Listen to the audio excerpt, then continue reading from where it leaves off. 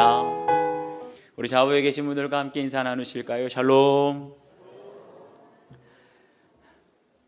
네, 사도행전을 보면 사도들이 특별히 복음을 전하면서 자기들을 소개하기를 우리가 이 모든 일의 증인이라고 소개를 하고 있습니다. 그래서 기독교 역사는 무엇으로 시작이 됐느냐?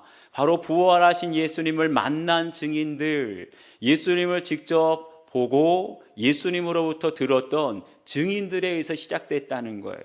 그리고 기독교 역사 2000년은 바로 그 증인들에 의해서 지금까지 우리에게 이어지고 있는 줄 믿습니다. 그런데 증인의 삶을 살아간다는 것이 생각보다 쉽지가 않아요. 헬라어로 증인이라는 말을 마르티스라고 하는데, 이 마르티스라고 하는 말에는 순교자라는 의미가 담겨져 있습니다. 증인으로 살아간다는 건 무슨 뜻이냐? 순교자가 된다, 순교할 각오를 한다. 그런데 아무나 목숨을 바쳐서 증언할 수 있는 건 아니죠. 오직 그 안에 직접 보고 들은 것이 있는 사람만 목숨을 바쳐서 증언할 수 있다는 거예요.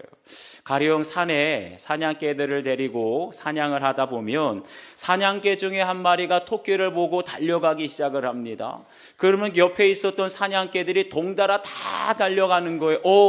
뭔가 있나 보다. 다 달려가요. 그런데 한참을 달려도 아무것도, 토끼 한 마리, 꽁 한 마리 보이지 않으면 다른 사냥개들은 달리다가 다 멈춰 섭니다. 그런데 끝까지 달려가는 건 누구냐? 처음에 토끼를 본 사냥개. 끝까지 포기하지 않고 달려가서 마침내 그 토끼를 물고 오게 되지요. 증인도 마찬가지입니다. 어떤 사람이 끝까지 증인이 될 수 있느냐? 예수님을 내가 직접 바라보는 사람, 그래서 매 순간 예수님의 음성을 듣는 사람, 어떤 사람이겠어요? 매일 주님을 바라보고 주님의 음성을 듣는 사람, 바로 예수님과 동행하는 사람이죠.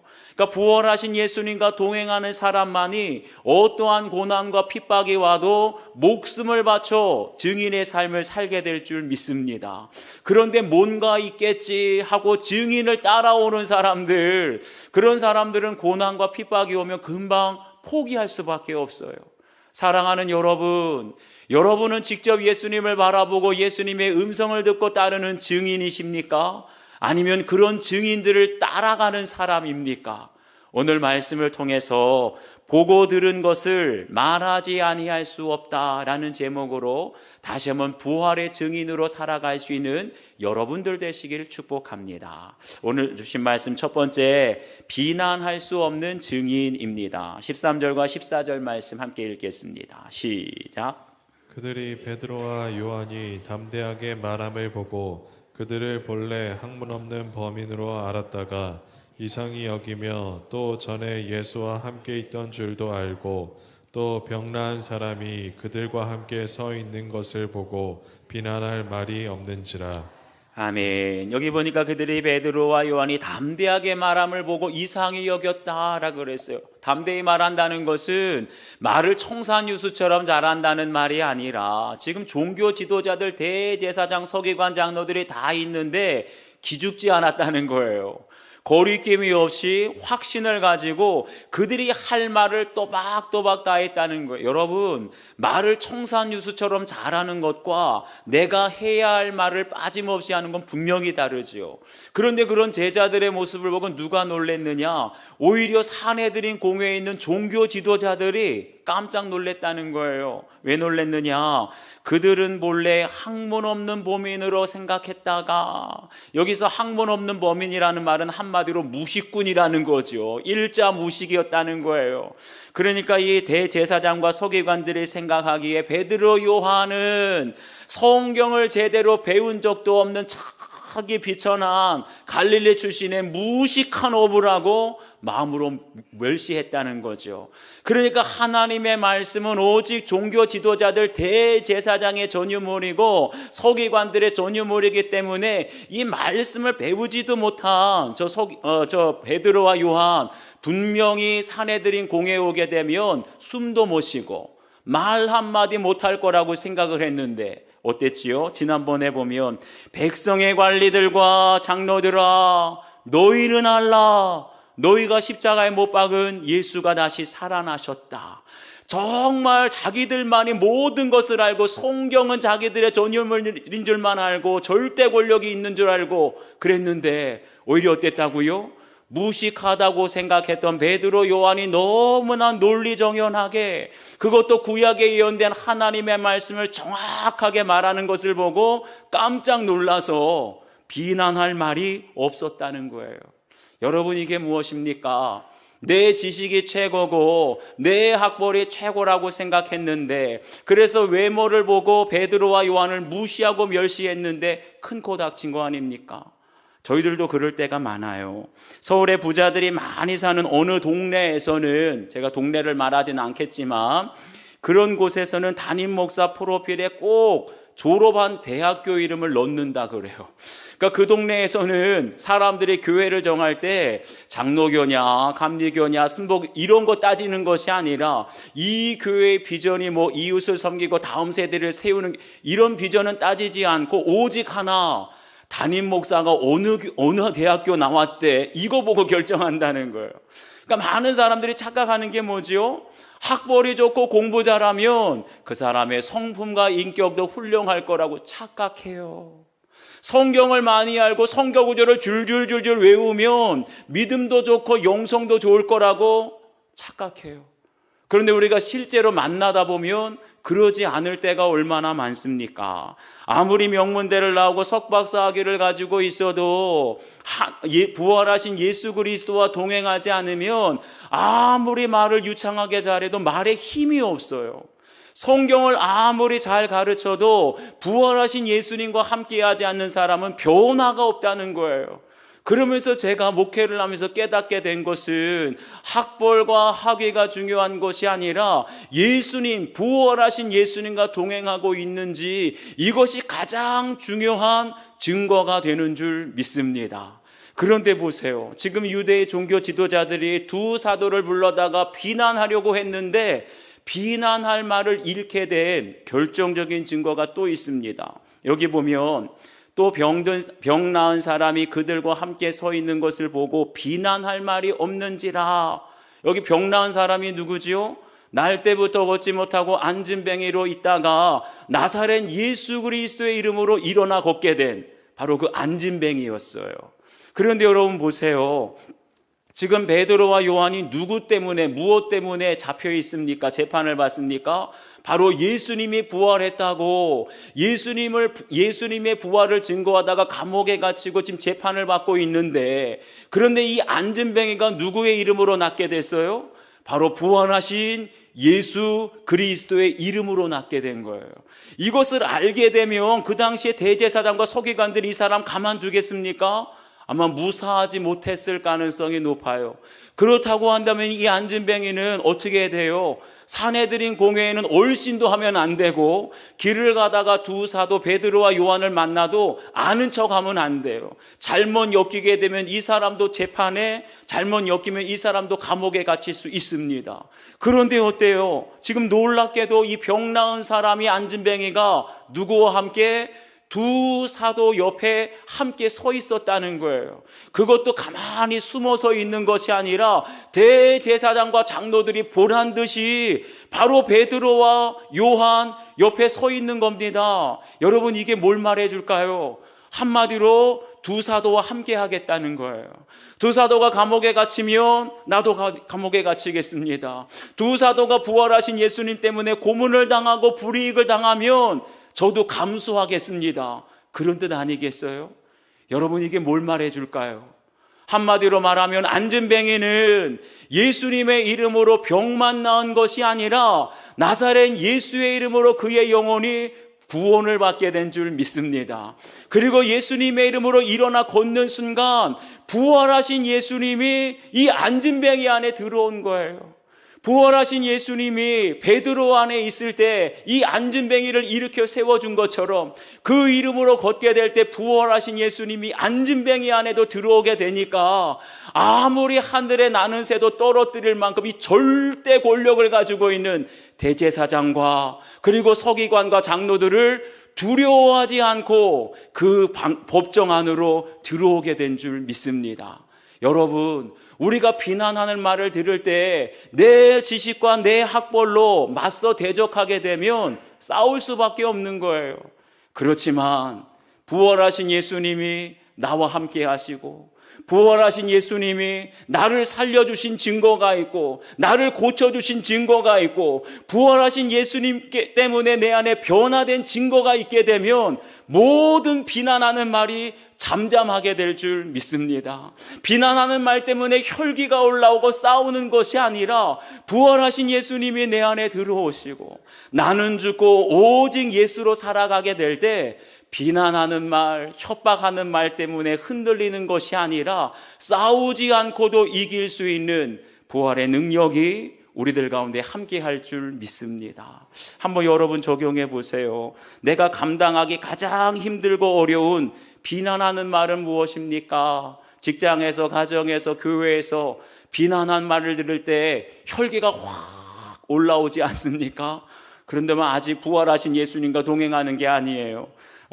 어떤 비난하는 말도 잠잠하게 할 부활하신 예수님이 나와 함께 하시는 증거는 무엇인지, 요즘에 날마다 주님을 바라보고 주님과 동행하게 되니까 이제는 비난하는 말을 들어도 아무렇지 않게 되었더라. 그게 바로 증거이지요. 여러분에게 그러한 부활신앙, 부활의 능력이 있게 되길 주님의 이름으로 축복합니다. 두 번째는 부인할 수 없는 증인입니다. 16절 말씀 우리 함께 읽겠습니다. 시작. 이 사람들을 어떻게 할까? 그들로 말미암아 유명한 표적 나타난 것이 예루살렘에 사는 모든 사람에게 알려졌으니 우리도 부인할 수 없는지라. 아멘. 여기 보니까 이 사람들을 어떻게 할까? 베드로와 요한을 어떻게 할까? 지금 유대교의 종교 지도자들이 고민에 빠진 거예요. 왜 고민에 빠졌지요? 지금 두 사도가 부활했다고 증언하고 있는 그 나사렛 예수 그리스도의 이름으로 일어나게 된 안진뱅이 어디에 있다고요? 두 사도 옆에 딱 달라붙어 있는 거예요. 그러니까 그 사람을 보니까 이제는 더 이상 트집을 잡을 수도 없고 비난할 말도 없으니까 이러지도 못하고 저러지도 못하고. 여러분 생각해 보세요. 만약에 대제사장이나 장로들이 정말 마음이 정직한 양심이 있다면 어떻게 되지요? 솔직하게 자기들의 잘못을 시인해야 되지 않습니까? 너희들 억지로 감옥에 가둬서 미안하다. 너희들 억지로 이렇게 억지 춘향으로 재판을 받게 해서 정말 미안하다. 사과하고 풀어줘야 되지 않습니까? 그런데 여기 보면 우리도 부인할 수 없는지라. 나사렛 예수 그리스도의 이름으로 안진뱅이가 일어난 기적 부인할 수 없다는 거예요. 자기들의 잘못을 다 알고 있으면서도 그들이 내린 결론, 그들이 내린 처방이 뭐냐? 도무지 예수의 이름으로 말하지도 말고 가르치지도 말라. 자기들의 잘못을 알고 있으면서도 위협하고 경고하는 거예요. 그야말로 억지춘향, 말도 안 되는 협박 아닙니까? 그런데 보세요. 이미 베드로와 요한을 감옥에 가두었을 때 감옥 밖에서 무슨 일이 일어났지요? 베드로의 설교를 들은 사람들 중에 5,000명이나 믿게 되는 기적이 일어났어요. 어떻게 해요? 아무리 사도들을 가두고 사도들의 입을 막아서 위협한다고 할지라도 부활하신 예수님 때문에 안진뱅이가 일어나 걷게 됐다는 기적, 그것이 사람들의 입에서 입으로 퍼져나가는 거 막을 수 있겠습니까? 없겠습니까? 발 없는 말이 천리 간다고 이미 예루살렘에 있는 모든 사람들에게 이 소문이 퍼져나가고 있는데 사도들을 협박해서 입을 막는다고 한들 잠잠해질 수 있겠어요? 한마디로 손으로 하늘을 가리는 어리석음 아니겠습니까? 그 당시에 최고의 권력과 최고의 학벌을 자랑하는 대제사장과 서기관들이 이런 엉뚱한 어리석은 모습을 보여줍니다. 그러자 베드로가 뭐라고 합니까? 우리 19절과 20절 다 같이 함께 읽겠습니다. 시작. 베드로와 요한이 대답하여 이르되 하나님 앞에서 너희의 말을 듣는 것이 하나님의 말씀을 듣는 것보다 옳은가 판단하라. 우리는 보고 들은 것을 말하지 아니할 수 없다 하니. 아멘. 여러분 보세요. 이게 지금 누가 누구에게 할 말이죠? 하나님 앞에서 너희 말 듣는 것이 하나님의 말씀을 듣는 것보다 옳은가 판단하라. 이건 대제사장이 성도들 백성들에게 해야 할 말 아니에요? 그런데 거꾸로 오히려 베드로와 요한이 대제사장에게 이 말을 하고 있는 거예요. 적어도 이 사람들은, 대제사장과 장로들은 직업적으로 볼 때 하나님의 말씀에 대한 전문가들이었어요. 평생 율법을 연구하고 하나님의 말씀을 연구하는 사람들 아닙니까? 그러니까 겉으로 보기에는 성경을 가장 많이 아는 사람들이 누구예요? 바로 이 대제사장과 장로들. 그렇기 때문에 가장 하나님의 뜻을 정확히 아는 사람들이 바로 이 종교 지도자들이라고 생각하지 않았겠습니까? 그런데 성경을 그렇게 평생 연구하고 하나님의 뜻을 잘 아는 사람들이 오히려 아무런 근거도 없이 예수의 이름으로 말하지도 말고 가르치지도 말라, 너무나 엉뚱한 처방이잖아요. 너무나 천박한 그런 말을 하고 있지 않습니까? 오히려 종교 지도자들이 보기에 학문도 없고 무식한 어부 출신이라고 생각했던 베드로와 요한은 뭐라고 말합니까? 너희의 말을 듣는 것이 하나님의 말씀을 듣는 것보다 옳은가 판단하라. 여러분, 딱 듣기에도 누구의 말이 더 영적으로 힘이 있고 권세가 있어 보입니까? 벌써 딱 느껴지지 않아요? 똑같이 하나님의 말씀을 전하는데 왜 영적인 권세, 영적인 파워가 이렇게 다를까요? 그건 다른 것이 아니에요. 말씀을 대하는 태도가 다르기 때문입니다. 똑같이 성경을 말하고 똑같은 단어를 이용해서 설교를 하는데 어떤 목사님의 말씀은 묵직하게 내 영혼에 울림이 있는 설교가 있어요.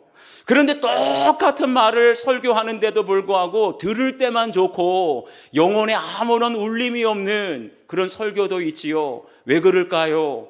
대제사장과 서기관들은 평생 성경을 연구하고 가르쳤지만 직업적으로 연구한 거예요.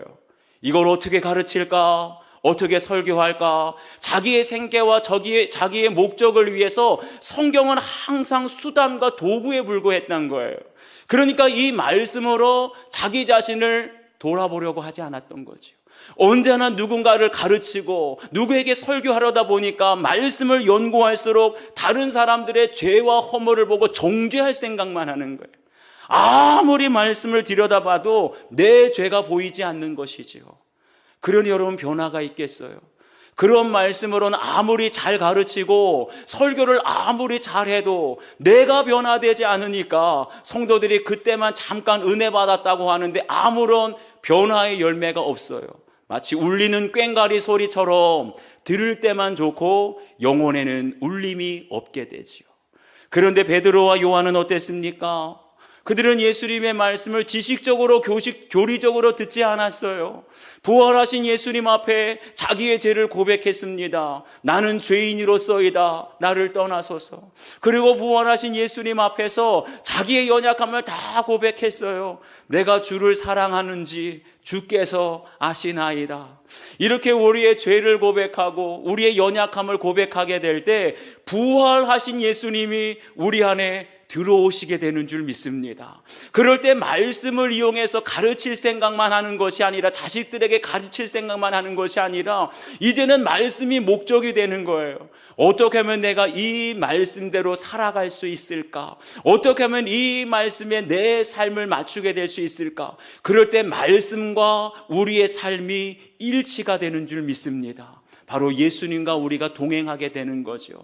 그럴 때 내가 말씀을 전하면 예수님이 말씀을 전하게 되고, 우리가 살아가게 될 때 예수님이 나를 통하여 역사하게 되는 줄 믿습니다. 그럴 때 설교하면 사람들의 마음이 찔려 3,000명이 회개하게 되고, 예수님이 나를 통해서 일하게 될 때 설교하게 되면 5,000명이 믿게 되는 놀라운 회개의 역사, 구원의 역사가 있게 될 줄 믿습니다. 이것이 바로 아무도 부인할 수 없는 가장 분명한 부활의 증거이지요.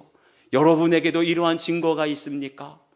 저는 사실은 오랫동안 사내들인 공회원들처럼 하나님의 말씀을 직업적으로 연구하고 가르치고 설교했지만 사실은 말씀의 권세와 권위는 나타나지 않았어요. 성도들에게 제자 양육하면 목사님 제자 양육 잘 하신다고, 성도들에게 성경 공부 가르치면 참 쏙쏙 들어오게 잘 가르친다고, 제가 설교를 하면 다는 아니고, 새 가족들은 참 설교 은혜롭다고 우리 교회 등록한다고 그러시는 분들이 많았어요. 그런데 다들 은혜롭다 좋다고 하는데 돌아보게 되면 자기의 죄를 회개하는 사람이 없고 뚜렷하게 변화되는 사람이 없더라고요. 다 은혜 받았대요. 다 좋대요.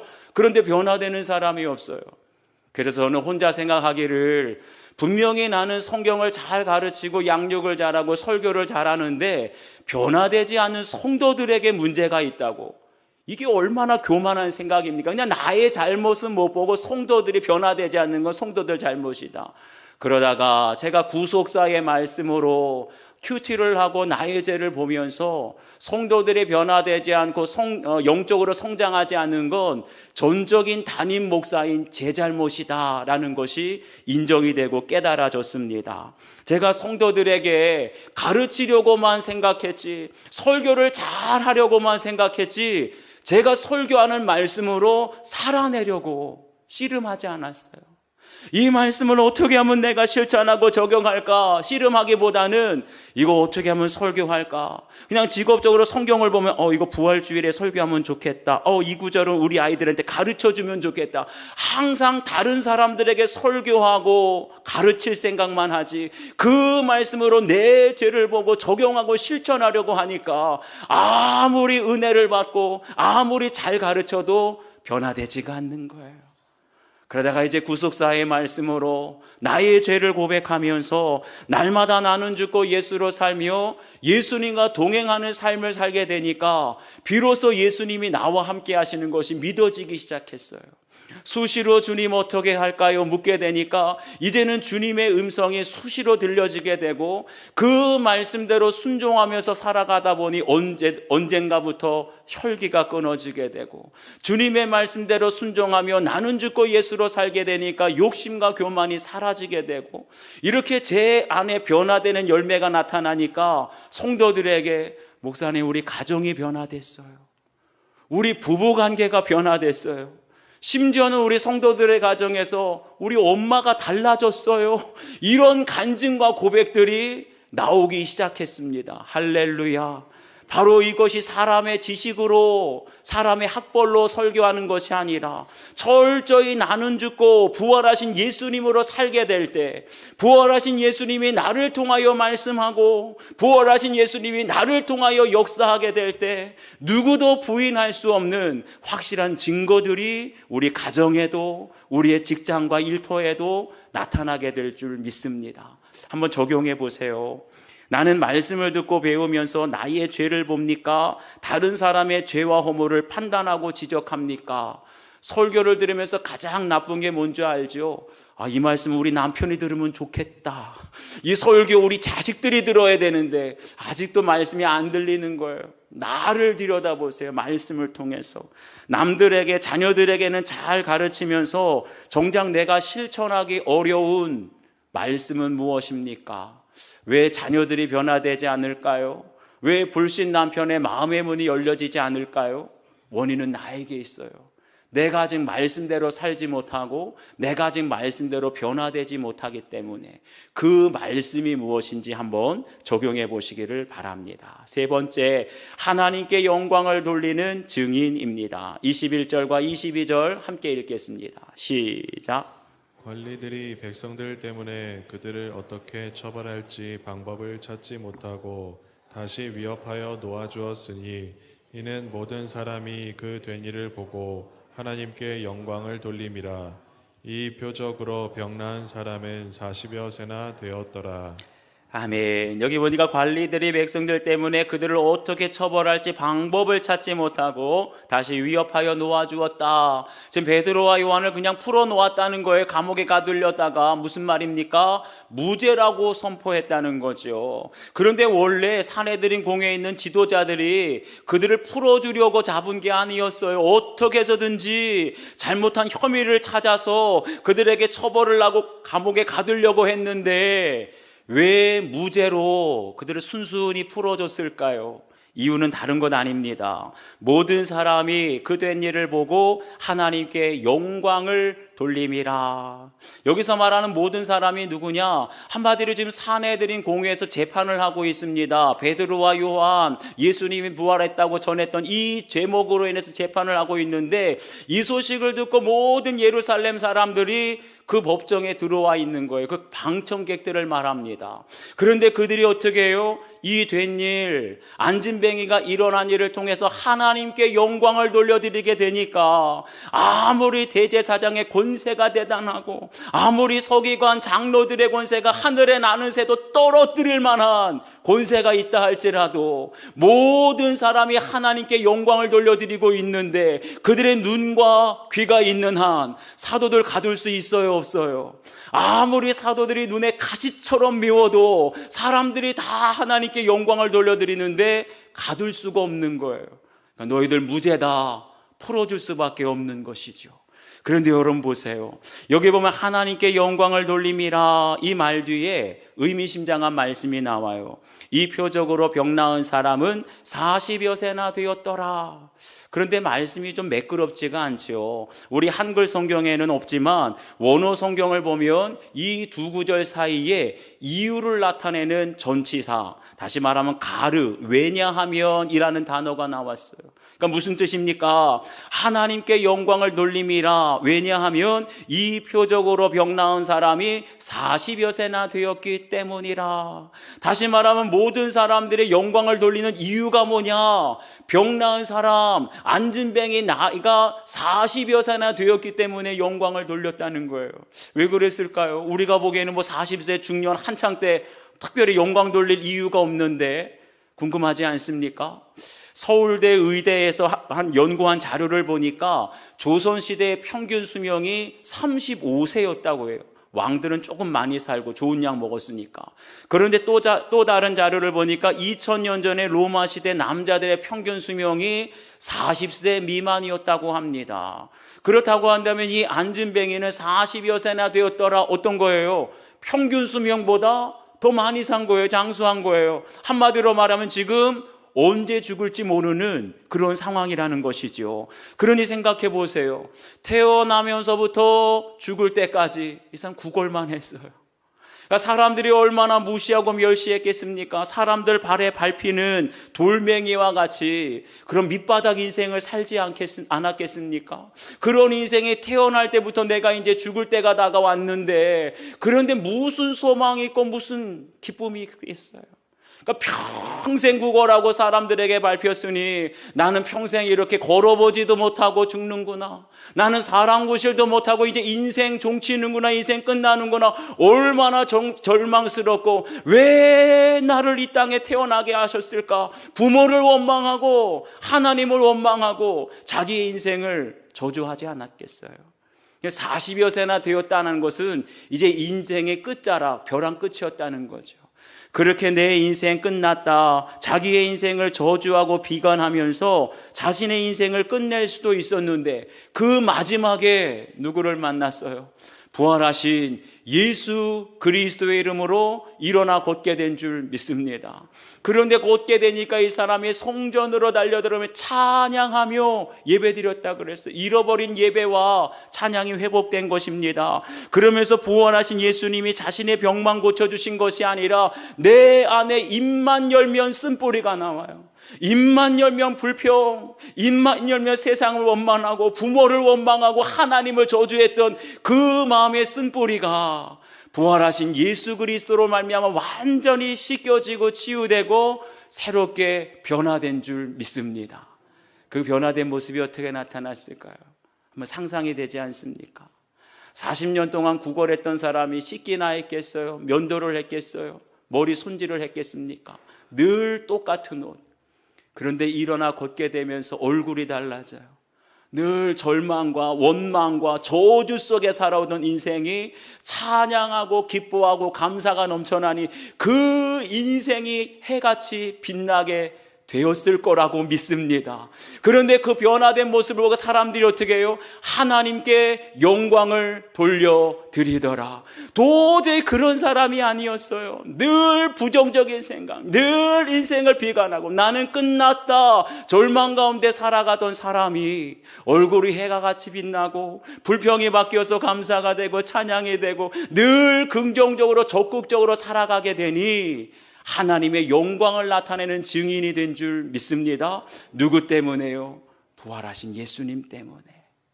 부활하신 예수님이 우리의 인생에 들어오게 되면 아무리 절망적인 상황, 비관적인 인생을 살아와도 다시 일어날 힘을 얻게 될 줄 믿습니다. 여러분 안에 부활하신 예수님이 계십니까? 내 인생이 이제 끝났지. 우리 가정은 소망이 안 보여. 나는 지금 너무나 아파서 경제적으로 어려워. 우리 자녀들 아무래도 끝난 것 같아. 아니요. 바로 그것이 40여 세나 되었더라. 그때에 부활하신 예수님이 우리 자녀 찾아오시고 부활하신 예수님이 우리 가정 찾아오시면 절망과 비방과 원망으로 가득한 우리 가정이 다시 일어나고 하나님의 영광을 보게 될 줄 믿습니다. 어린 시절 낮은 자존감으로 우울한 삶을 살다가 공동체에서 예수님을 인격적으로 만나고 사명을 찾게 되었다는 한 성도의 큐티인 간증이에요. 전우 씨는 저의 2년 동안 게임 중독자로 살았고 7년간 준비하던 사업에 차질이 생겨서 2번이나 자살 기도로 정신병원에 강제로 입원한 적도 있고 또 아내의 카드를 훔쳐서 노래방에서 음란을 행하다가 아내에게 3번이나 들켜서 붙들려온 적도 있습니다. 그 정도로 저는 40년 넘게 교회를 다니면서도 제 안에 악과 독을 뿜어내며 하나님을 원망하는 망령되고 어리석은 자로 살았습니다. 여러분, 이런 사람의 인생에 소망이 보이세요? 게임 중독자, 자살 시도해서 정신병원 입원, 아내 카드 빌려 쓰다가 음란한 행동하게 되고 소망이 안 보이잖아요. 그렇게 아무짝에도 쓸모없는 모퉁이돌 같은 저에게 주님은 찾아오셔서 선웅아, 난 항상 내 옆에 있었단다. 현재도 그렇고 앞으로 세상 끝날까지 내가 너와 함께 할 거야 라고 말씀하시며 저를 공동체로 인도해 주셨습니다. 그리고 저에게 살아줘서 고맙다. 아무리 절망적인 상황이라도 살아줘서 고맙다 말씀하시며 제가 고통 속에 흘린 눈물보다 저를 보며 더 많이 힘들어하셨을 부활하신 예수님을 바라보니 너무 죄송스럽고 부끄러웠습니다. 그러다 기독교 라디오 방송에서 매일 들려오는 큐티 말씀을 붙들고 하루하루를 마지막이라고 생각하며 살아내니 나의 정체성과 가치관이 비로소 세상과 멀어지며 변화가 일어나기 시작했습니다. 공동체에서는 저의 간증이 약재료라고 하며 저를 양육자로 세워주셨고 저로 인해 힘든 지체가 살아나는 모습을 보게 되니 저도 주님이 제 어깨를 안아주심을 느끼게 되었습니다.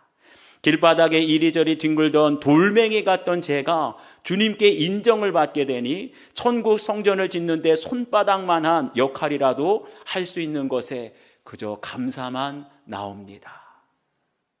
이 사람이 어땠다고요? 길바닥에 굴러다니는 돌멩이같이 다 포기했어요. 게임 중독, 정신병자 취급당하고 무슨 소망이 있었겠어요. 그런데 그런 사람의 삶도 아픔과 슬픔도 나누게 되니까 자기보다 더 힘든 사람을 살려내는 약재료가 되었다는 거예요. 주님께 쓰임받는 그때가 우리를 높여주시고 주님이 세상에서 쓸모없는 우리를 안아주시는 때인 줄 믿습니다.